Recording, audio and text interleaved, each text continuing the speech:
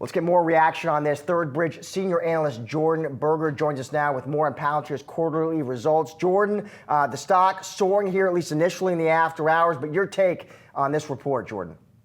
Yeah, thanks for having me today. Well, my first take is if we were to look a year back, Q4 2023, that was an important quarter for them. If you look at U.S. commercial, that's been key to their story for a while now. Of course, Palantir cut their teeth in the government segment.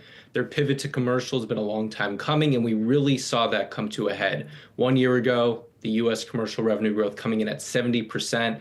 I think that was shocking to many onlookers, and they've maintained that momentum since then, perhaps not at the 70% rate. But now coming to Q4 of 2024, are they going to maintain that same type of momentum? And I think with this initial release, we see the answer is yes. They're continuing with that momentum into the next year.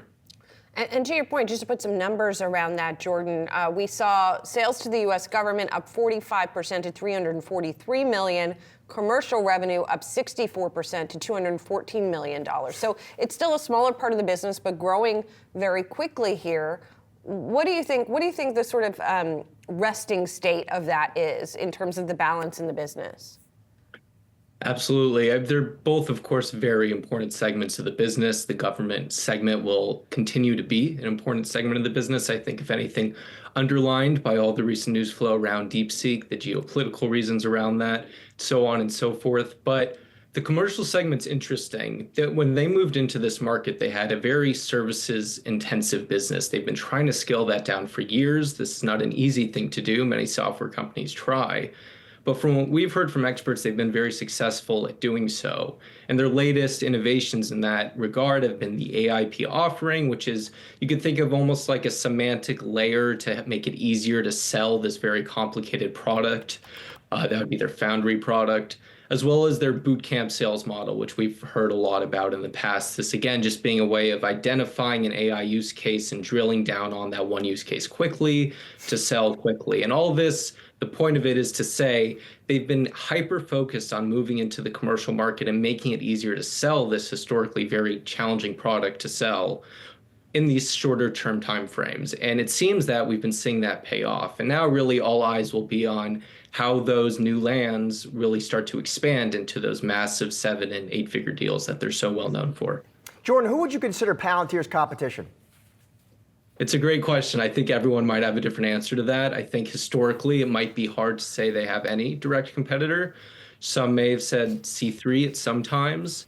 I think we're seeing a newer set now, though, of AI tools. And we have, of course, the OpenAIs and Anthropics of the world, which do something a little different, but they are model providers.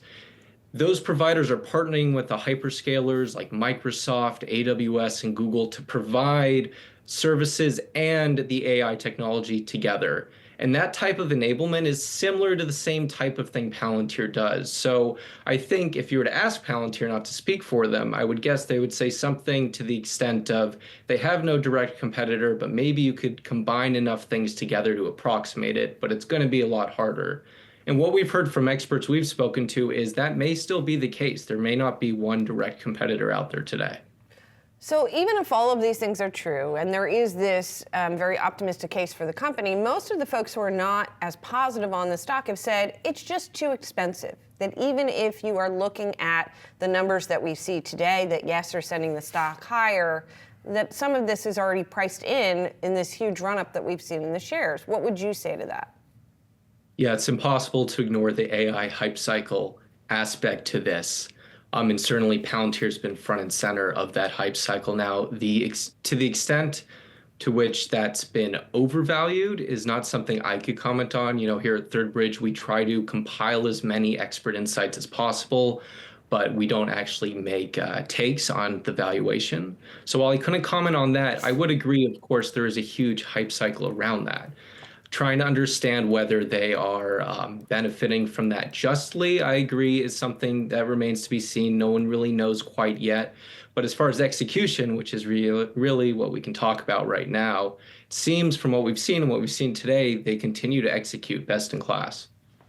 Jordan, there's also questions for investors about DOGE, our new Department of Government Efficiency.